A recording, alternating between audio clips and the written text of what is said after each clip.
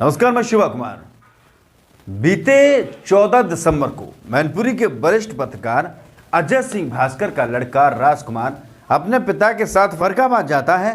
फरक्काबाद में चोलामंडलम ऑफिस पहुंचता है अपनी गाड़ी के कुछ कागजात और पैसे जमा करने के लिए। लेकिन वहां से अजय सिंह भास्कर का 23 साल का लड़का राजकुमार अचानक गायब हो जाता है और ठीक घटना के चौथे दिन आधी रात को राजकुमार यानी कि पत्रकार अजय सिंह भास्कर का लड़का अचानक अपने घर पर वापस पहुंच जाता है। अब सवाल ये कि आखिर पत्रकार अजय सिंह भास्कर का लड़का 14 दिसंबर से 18 दिसंबर तक कहां रहा? क्या वो खुद गायब हो गया था? पिछले 4 दिनों से पत्रकार अजय सिंह भास्कर का लड़का गायब है। इसके पीछे की कहानी क्या हो सकती है? या तो अजय सिंह भास्कर का कोई बहुत बड़ा दुश्मन है जिसने अपनी दुश्मनी निकालने के लिए उनके लड़के को गायब कर दिया, उसके लड़के का अपहरण कर दिया, या फिर अजय सिंह भास्कर का लड़का राजकुमार खुद ही कहीं गायब हो गया। यह कहानी आप जानेंगे तो आप भी चौंक जाएंगे, क्योंकि राजकुमार जैसा लड़का आखिर क्यों गायब होता है यह भी हम आपको बताएंगे। दरअसल राजकुमार अपने पिता अजय सिंह भास्कर के साथ फरक्काबाद के चोलामंडलम ऑफिस अपने गाड़ी के कुछ कागजात और पैसे जमा करने के लिए जाते हैं।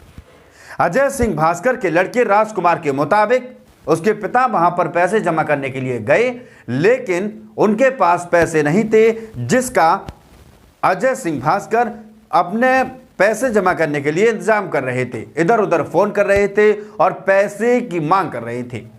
और ये बात राजकुमार यानी कि अजय सिंह भास्कर का लड़का वहां पर खड़ा हुआ सुन रहा था, देख रहा था कि उनके पिताजी पैसों के लिए किस तरीके से लोगों से बात कर रहे हैं और कितने परेशान हैं। राजकुमार के मुताबिक वह उस चीज को बर्दाश्त नहीं कर पा रहा था और उसने वहां से जाना मुलाजिम समझा। उसने सोचा कि उनके पिताजी ये नहीं कर पा रहे हैं, कि उनके पास पैसे नहीं हैं, उधर उधर बात कर रहे हैं, पैसे नहीं हो पा रहे हैं, फाइनेंस कैसे भरा जाएगा, इस चीज से परेशान होकर राजकुमार वहां से गायब हो जाता है। ऐसा राजकुमार का कहना है। लेकिन राजकुमार ऐसा क्यों करता है? हद है यार। मतलब पिताजी के पास पैसे नहीं हैं तो आप क्यों गायब हो गए? पिताजी की समस्याओं को बढ़ाने के लिए आप 4 दिनों तक लगातार गायब रहते हैं, पुलिस को बेवकूफ बनाते हैं, पुलिस परेशान रहती है, परिजन परेशान रहते हैं, आपके माता पिता का रो रो कर बुरा हाल रहता है और आप वहां से सिर्फ अपने स्वार्थ के लिए गायब हो जाते हैं। इस चीज का एहसास तुम्हें अभी नहीं होगा राजकुमार। इस चीज का एहसास तुम्हें तब होता जब तुम एक बाप होते और तुम्हारा एक इकलौता लड़का होता जो कि इस तरीके से गायब हो जाता। तब तुम्हें इस चीज का एहसास होता कि आखिर बच्चे से दूर होने की परेशानियां क्या होती है। या फिर तुम ये अपने बाप से पूछिए या फिर अपनी मां से पूछिए कि उन्होंने इन बीते 4 दिनों के अंदर कितनी परेशानी उठाई, कहां कहां भटके, कहां कहां चक्कर लगाए, क्या किया तुम्हें खोजने के लिए। और तुम थे कि अपने स्वार्थ के लिए ये बहाना लेकर गायब हो गए कि पिताजी के पास पैसे नहीं थे और उनकी जेब में जो पैसे थे वो हमने खर्च कर लिए थे, इस वजह से हम वहां से गायब हो गए। ये तो एक बेहुदी और बेतुकी कहानी है। पता नहीं इससे पीछे आपका क्या मकसद हो सकता है। आप क्यों गायब हुए, किस लिए गायब हुए, क्या वजह थी जो आपने इतने 4 दिनों तक अपने माँ बाप, परिवार और पुलिस को बेवकूफ बनाकर रखा? हद है। इस तरीके की घटनाएं क्यों करते हो? क्या हासिल होता है इससे? अपने माँ बाप को बेवकूफ़ बनाया, आप भी घर से बाहर रहे, क्यों रहे भाई? आपने क्या किया इन दिनों? आपके माँ बाप को भी नहीं पता कहाँ रहे, क्या करते रहे, किसके साथ थे, कहाँ थे। लेकिन जो तुम्हारे माँ बाप, तुम्हारे परिवार पर बीती है वो इन 4 दिनों में वही जानते होंगे। कैसे कैसे ख्यालात उनके दिमाग में आ रहे होंगे कि हाय मेरा लड़का कहाँ है, कैसा होगा, कहाँ होगा, तमाम तरीके की बातें होती हैं। लेकिन आपके दिमाग में ये तनिक भी विचार नहीं आया कि आपके माता पिता कैसे होंगे, आपका परिवार कैसा होगा और आपके बिना कैसे जीवन यापन कर रहा होगा।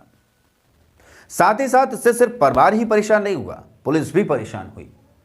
इससे सबसे बड़ी बात यह होती है कि पुलिस का भरोसा ऐसी घटनाओं से हट जाता है, क्योंकि जिस तरीके से आप गायब हुए उस तरीके से आपके परिवार ने तहरीर दी और इस तरीके से सिर्फ एक ही अंदाजा लगाया जा रहा था कि आप या तो आपका कहीं अपहरण हो गया है या तो कोई अनहोनी हो गई है, लेकिन ऐसा कुछ नहीं था।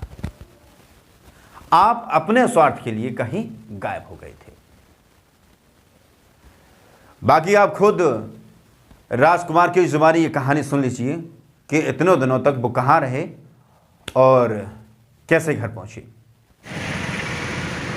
मेरा नाम राजकुमार है और मैं फरुखाबाद आया था 14 तारीख को अपने पापा जी के साथ चोलामंडलम फाइनेंस कंपनी पे अपनी बस का जो मेरा रिमेनिंग जो रह गया था फाइनेंस उसको देखने के लिए।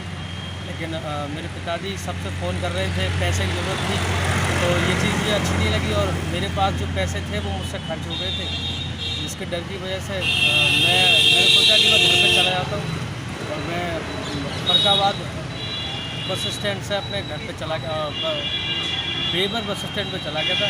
इसके बाद 3 दिन मैंने वहीं बेबर बस अड्डे पे गुजारे हैं।